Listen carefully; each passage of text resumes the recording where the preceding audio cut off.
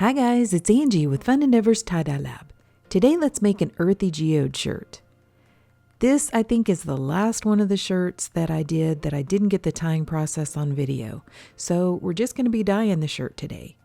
It was prepped like normal, then I tied it in geodes, and this time I only did like 3 large geodes. And then after I tied it, I allowed the shirt to dry out completely so that I could get good color saturation in the center of the geodes.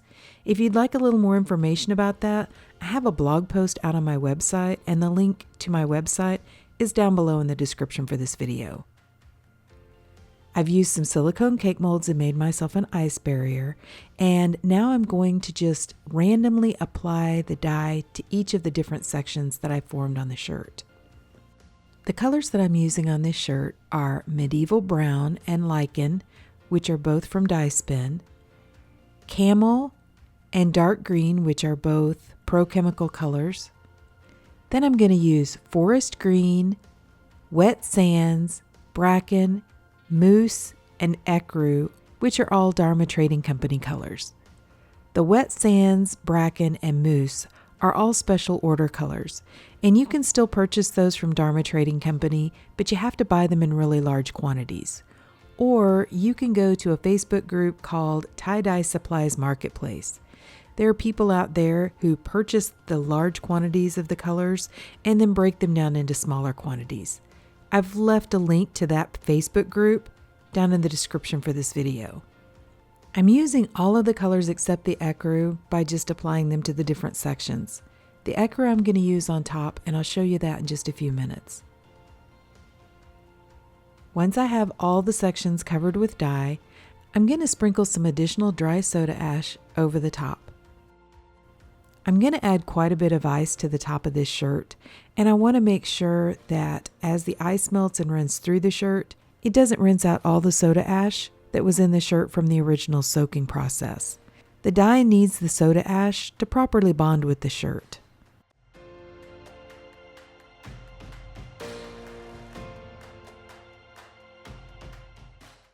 Then I'm going to add on a layer of ice, and then to add a little bit of extra like depth or fill in some of the areas that maybe didn't get quite as much dye, I'm going to sprinkle the ecru over the top. It just adds a little bit of dimension to the shirt. It doesn't have a whole lot of color. It maybe kind of has a little bit of a beige and olivey tone to it. It's very subtle though. If you don't happen to have this color, you can skip this step. Then I'm going to place the shirt aside and allow the ice to melt. After the first layer of ice melted, I came back and added a second layer of ice and allowed it to melt as well. Because I'm dyeing this shirt on a rack, I can actually pick up the rack and look at the underneath side of the shirt to see whether the colors come through really well. If it hasn't, and I still have quite a bit of dye left sitting on top, I can continue adding layers of ice to the top of the shirt until I see that the dye has gone through really well to the back side. Then after the last layer of ice melted, I took the shirt and I placed it inside of a plastic tub or container which has a metal rack down in the bottom. Put the lid on top of the container and placed the shirt outside. I allowed it to process outside for close to 24 hours, and it was about 100 degrees Fahrenheit, so it got a little steamy inside that container, and it did really well to bond the dye to the fabric. Then I took the shirt to my utility sink and I started rinsing it in cold water to rinse out the soda ash. I untied the shirt and then warmed the water up to hot and continued to rinse in hot water to rinse out the excess dye that didn't bond with the fabric. I don't like to rinse in hot water for a long time. I just prefer to soak the shirts. So I added some really hot water to my utility sink, a little splash of Blue Dawn dish detergent, and then placed the shirt inside the hot water and allowed it to soak.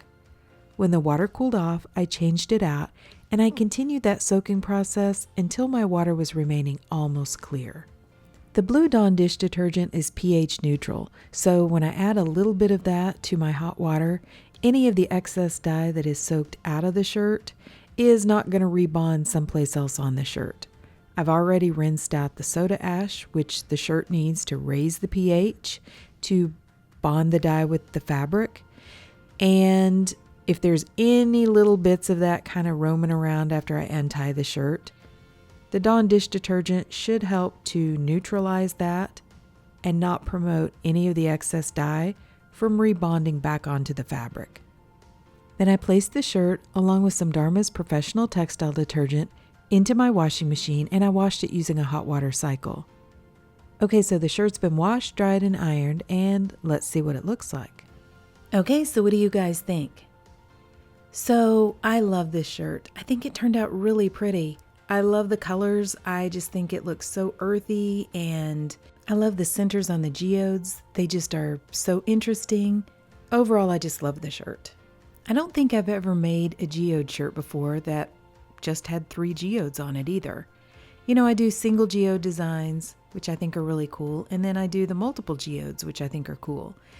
I wanted to make the geodes a little bit bigger on this design though, and so that's why I ended up with only 3 on the shirt. And I think adding just a few geodes actually shows off the center a little bit better. You can really see all the detail and all the interesting things about each geode. But the shirt's not boring. I mean, even though there are only 3 geodes, I have lots of definition lines in the shirt, lots of little interesting twists and folds, and I just think it's a gorgeous shirt. I really love how the greens kind of blend together and the dye splits that came out of these more earthy tones. I put some close-ups in so that you can kind of see some of the dye movement. My favorite part of the shirt is down in that lower section, both on the front and the back, where the 2 greens kind of blend together, and then on the back, it kind of loops in that more camel type color. Love it. But what do you guys think? Do you like me doing just the 3 geodes? Is that something that you find interesting? Do you like these colors together? I think they kind of almost give off a camo vibe. That was not intentional, but it was kind of just a happy accident. And I really like that. I don't know, as you can tell, I really love the shirt.